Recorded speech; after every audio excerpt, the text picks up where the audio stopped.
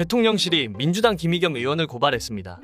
김건희 여사가 도이치모터스 말고 또 다른 주가 조작 사건에 관여한 혐의가 드러났다고 주장했기 때문인데요.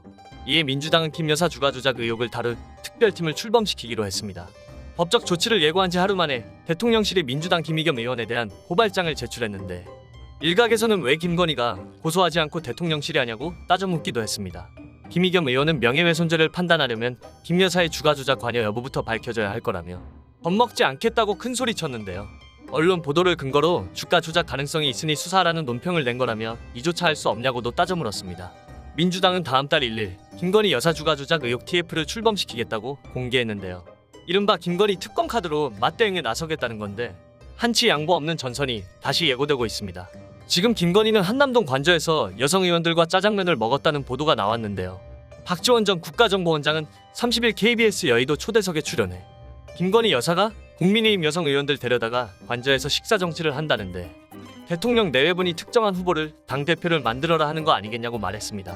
이에 진행자가 김건희 여사와 국민의힘 여성 의원들과의 오찬을 일종의 국민의힘 전대 관련한 플레이로 보는 거냐고 묻자, 박지원 전 원장은 전당대회를 앞두고 자기 식구들을 불러서 얘기하는 것은 대통령 내외분이 윤심을 반영한 당대표를 선출해라라는 말씀을 했다고 하면 유언의 압력이고, 하지 않았다고 하더라도 무언의 선거운동 개입이라고 본다고 답했습니다.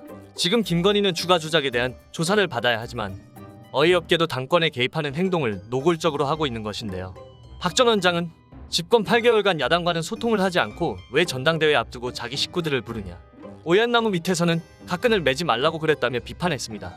한편 이재명 더불어민주당 대표의 2차 조사가 무산될 가능성이 높아지면서 검찰의 구속영장 청구가 초읽기에 들어갔는데요. 이재명 대표는 30일 위례 대장동 개발 비리 의혹과 관련한 검찰의 추가 소환 조사 요구에 모욕적이고 부당하지만 패자로서 오라고 하니 또 가겠다고 밝혔습니다. 이재명 대표는 참으로 옳지 않은 일이지만 결국 제가 부족해서 대선에서 패배했기 때문에 그 대가를 치르는 것이라고 생각한다며 이같이 말했다. 이 대표는 지난 28일 진행된 첫 조사 상황과 관련해서는 충격적인 정황을 폭로했는데요. 이재명 대표는 이미 199쪽에 이르는 조서를 작성했는데, 저녁 이후부터는 했던 질문을 또 하고 냈던 자료 다시 내서 또 물어보고 질문의 속도도 매우 느려지는 현상이 있었다며, 제게도 남은 신문 분량이나 소요 시간 등을 알려주지 않던 것을 보면 충분히 완료할 수 있었음에도 일부러 시간을 끌어 추가 소환에 명분을 만들었던 것으로 판단된다고 말했습니다. 이를 두고 정치행위를 한 것이라면서 결론에 짜맞추기 위해 사건 내용을 왜곡하고 수사가 아닌 모욕을 주고 국민적 의구심을 만들어냈다고 했습니다. 지금 분위기로 봐서는 검찰은 영장 청구를 할 것으로 보이고 있는데요. 검찰이 현직 제1야당 대표인 이 대표의 구속영장을 청구한다면 헌정사 최초의 일이 됩니다. 사실 검찰 출석도 최초였습니다. 다만 민주당이 다수 의석을 차지한 국회에서 회기 중 체포 동의안이 통과될 가능성은 낮습니다. 법조계에서는 검찰이 영장을 청구하되 부결된다면 불구속 기소로 갈 가능성이 높다는 말이 나오고 있습니다. 윤석열 대통령은 야당과 협치를 하기는커녕 검찰을 동원해 수사하면서 압박하는 모양새인데요. 말 그대로 검찰공화국이 뭔지를 보여주고 있습니다.